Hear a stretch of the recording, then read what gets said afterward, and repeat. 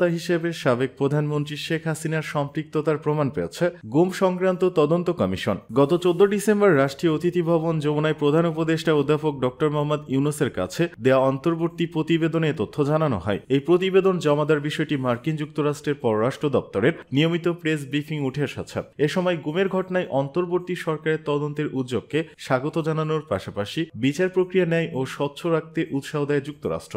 স্থানীয় সময় বুধবার নিয়মিত প্রেস ব্রিফিংয়ে মার্কিন পররাষ্ট্র দপ্তরের মুখ্য উপমুখপাত্র বেদান প্যাটেল এসব কথা বলেন। প্রেস ব্রিফিংয়ে একজন সাংবাদিক বলেন, বাংলাদেশে একটি তদন্ত কমিশনের প্রাপ্ত তথ্য নিয়ে একটি প্রতিবেদন প্রকাশ করেছে নিউ ইয়র্ক টাইমস। এই কমিশন বাংলাদেশে গুমের ঘটনা নিয়ে তদন্ত করেছে। কমিশনের প্রতিবেদনে একজন সাবেক প্রধানমন্ত্রী শেখ হাসিনার সম্পৃক্ততার কথা উল্লেখ করা হয়েছে। যুক্তরাষ্ট্র এর আগে গুমের সঙ্গে জড়িত ব্যক্তিদের উপর নিষেধাজ্ঞা আরোপ করেছিল। এই বিষয়ে আপনার কোনো বক্তব্য আছে কি? জবাবে প্যাটেল বলেন, গত 2 দশকে শত শত বাংলাদেশিকে গুম করার প্রতিবেদনগুলো নিয়ে আমরা গভীরভাবে উদ্বিগ্ন।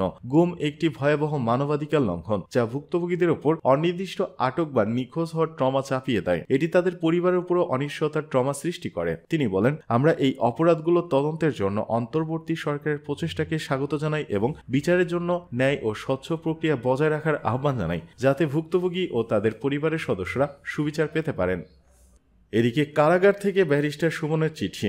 আম্মা, প্রথমে কষ্ট লাগতো, এখন ঠিক হয়ে গেছি। কারাগার থেকে পরিবারের উদ্দেশ্যে 2টি চিঠি লিখেছেন সাবেক এমপি ব্যারিস্টার সৈয়দ সাইদুল হক সুমন। মঙ্গলবার সন্ধ্যায় যুক্তরাজ্য প্রবাসী তার ভাই চিঠি দুটি ফেসবুকে শেয়ার করেন। এরপরই তা নিয়ে চলছে ব্যাপক আলোচনা। 2টি চিঠির একটি তার মায়ের এবং অন্যটি বোন, এক ভাই ও বোন জামের উদ্দেশ্যে লেখা। মায়ের কাছে লেখা চিঠিতে ব্যারিস্টার সুমন উল্লেখ করেন, আম্মা, দোয়া রইল, আমাকে নিয়ে কোনো দুশ্চিন্তা করবেন না, আল্লাহ যা করেন ভালোর জন্যই করেন। প্রথমে একটু কষ্ট লাগতো, এখন ঠিক হয়ে গেছি। নিয়মিত নামাজ, কোরআন শরীফ পড়ি। বাংলা তর্জমা করা কোরআন পড়তে অনেক ভালো লাগে। আপনি নিজের শরীরের প্রতি খেয়াল রাখবেন। সারা জীবন আপনাকে বেশি কষ্ট দিছি। অনেক মোটা বাচ্চা হওয়ার কারণে আমার জন্মের সময় আপনাকে কষ্ট দিছি। এই 45 বছরে এসেও আপনার টাকায় আমার পরিবারের বাসা ভাড়া হয়। এর চেয়ে আর বেশি কি এক মায়ের কাছ থেকে নিতে পারি? আপনার জন্য দোয়া রইল।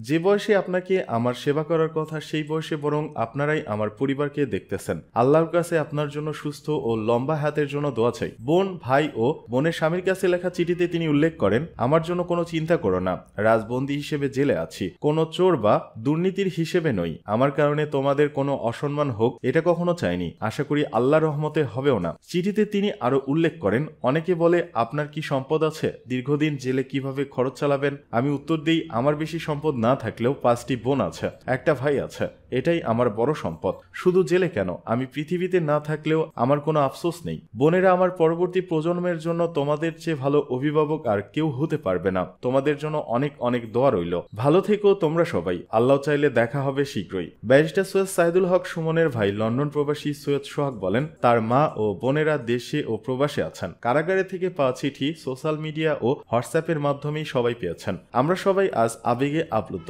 তবে ব্যারিস্টার সুমন তার জীবনের সব অর্জন মানুষের কল্যাণে ব্যয় করেছে, কোনো অনিয়ম ও দুর্নীতি করেনি। আশা করি আইনি প্রক্রিয়ার মাধ্যমে সে শীঘ্রই জনতার মাঝে ফিরে আসবে। বৈষম্য বিরোধী ছাত্র আন্দোলনে হামলার মামলায় কাশিমপুর কারাগারে আছেন ব্যারিস্টার সৈয়দ সাইদুল হক সুমন।